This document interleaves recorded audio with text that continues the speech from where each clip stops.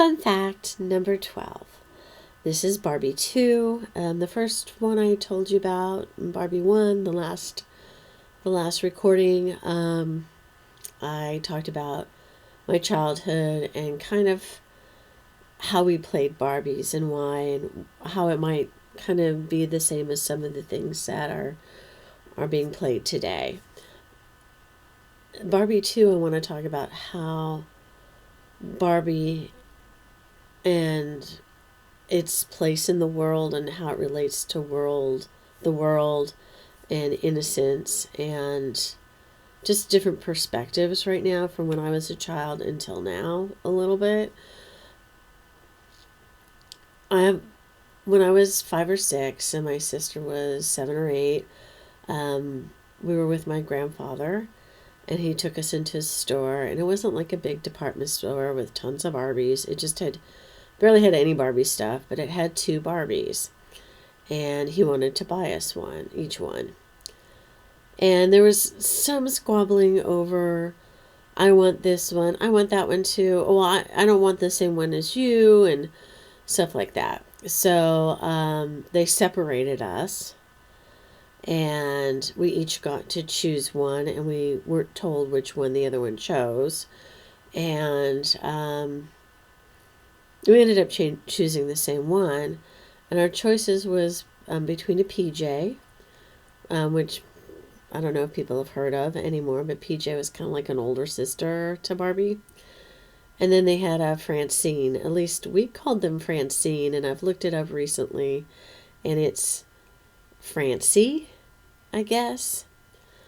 But the whole Barbie thing, I went through some stuff with my daughter. Some of it was my old Barbie stuff. Some of it was her old Barbie kind of doll stuff. And ran across that doll that I chose. We both chose the same one, and we chose the Francine. And the Francine was a black doll. The PJ was very white, very, very white. But the Francine was a black doll. And I remember choosing her when I was 5 or 6 because I just thought she was prettier. She was such a pretty doll. And I didn't really think black or white then. I just thought she was the prettier of the 2 dolls. And I guess my sister felt the same way because she chose the same one. And that was how it was, We didn't think that way. And we just chose what we thought was the prettier one. And then I remember playing across the street with my friend who was half Korean and half English, Scottish. And her mom was 100% Korean. And I remember playing with her and going across the street. And sometimes we didn't play Barbies there, but she had dolls of the world.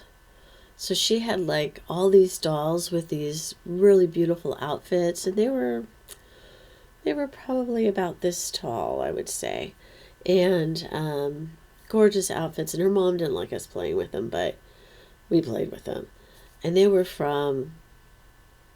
all nationalities from all over the world. And some of them were just gorgeous, The same thing there. We would choose which doll we were going to play with. And, of course, she got to choose first because they were hers. But she has so many pretty ones that it wasn't hard to... If she chose one that I thought was prettier, there was another pretty one next to it. But it was really nice to play with dolls from all over the world and all nationalities. It was like a collectible thing, I think. And then she had horses, like, they weren't, I don't know if they were plastic, something, but they weren't all like, they were sturdier than plastic, but it might have been just plastic. It wasn't porcelain or anything breakable. And we would play the same type of imagination games with the dolls from all over the world. and the horses. And beauty was our perspective. It wasn't what society told us. So it was really a wonderful experience. And it wasn't in the Barbie world. I mean, Barbie caught up with the world dolls kind of eventually, but their expectations of what a woman looks like were still, or how what a woman's body was like, was still way off. But but the world dolls were more, they weren't shapely and stuff like that. They were more like young girl world dolls where there wasn't a lot of anatomy going on. More like a 10-year-old or a 8-year-old or a 12-year-old, somewhere in there before a lot of anatomy started happening. It was more about how they looked, their nationality, and their clothing. It was gorgeous. So that was the perspective for me back then, that a lot of the Barbies were kind of bland a lot of the time, and these world dolls were like, wow. And it's probably why we chose the Francine doll. But we also played with the horses, so it was like that was another perspective as well. But we still played the imagination and storytelling games. Going through the Barbies, we had the two Francines, one of them with the broken knees, because I told you last time about my sister going like this to dry their hair. That was one of the dolls. One of them had the cracks in the knees, and the other one didn't. My sister used to cut like the white Francine's hair to make him look like a boy. Yeah, she did that with some of my dolls because she couldn't do it to her dolls, of course. But there was a lot of stuff we did. We played hard back then. We looked up the Francine doll that has my heart so much. I almost cry when I think about that doll because I loved it so much.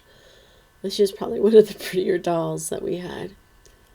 And we looked it up to see what the value was because we need to get rid of stuff, and I don't have a lot of money, and neither does she. So we need to downsize more. So we're looking through stuff, looking at values and looking at selling stuff. So we're not carrying so many boxes around with us.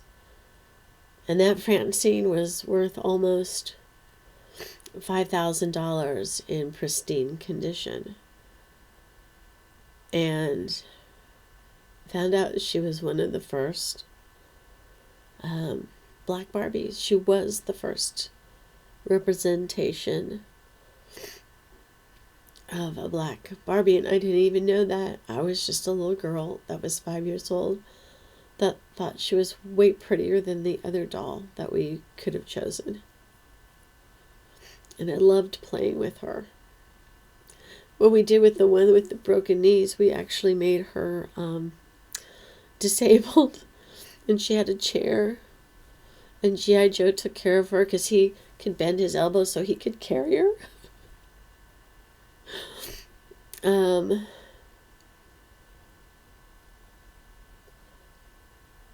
It tells you something that I didn't even know. She was the only one back then, and she was the first one. I just loved her.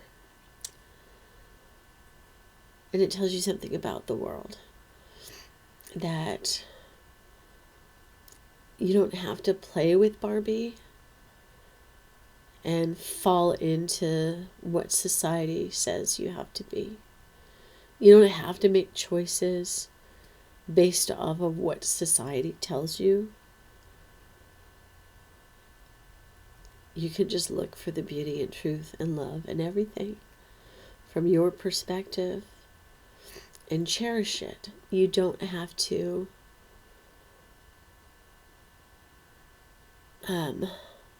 follow what everybody else does.